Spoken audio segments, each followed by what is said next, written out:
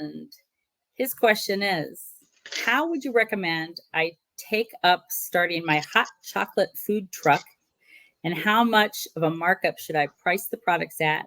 And how would I ask companies to let me come to their events? Well, certainly that is a great idea here. You've got a kind of a vision of where you want to be. Now I'm going to treat this like someone came to me and they hadn't really started much of this yet. So if someone says, I want to, how do I start my food truck? Well, I would say you start your food truck by having a food stand or a hot chocolate stand, because a truck's very expensive. There's a lot of legal issues and costs and insurance and things you have to buy to have one. But if you just started a hot chocolate stand in the place that you were going to park the hot chocolate truck, you can test the same assumptions, the same risks that you can with a truck, and yet do it for next to nothing. Somebody can drive you there, drop you off with all your supplies. You can do your thing, and you can learn. Hey, because the riskiest assumption is people will buy my hot chocolate. Not can I get a food truck or can I get a hot chocolate truck?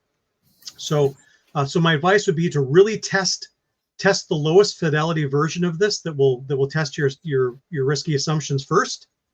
And then if there is an incredible value there, then evaluate whether or not a truck is the right answer for it, or is a modified higher fidelity sort of stand of some kind a better value for me, because it would cost less, require fewer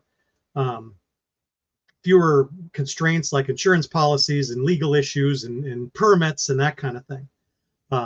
As far as asking companies to let you be at their events, that comes down to marketing. That's what is your message? Hey, I sell hot chocolate. People like my hot chocolate because here's what my company is about. Profits from my company help to, I'm working my way, trying to save money to go to college, or 10% of my profits go to this charity, that kind of thing. You want to craft what it is your value proposition is now to that company, why they should want you there, and that's going to be up to you and what your values are, and what their needs are as a company. Hey, you've got people at this event. They don't have access to nice beverages. It's a cold day. I can bring hot chocolate there, and people are going to love it. So I think that's kind of the short answer.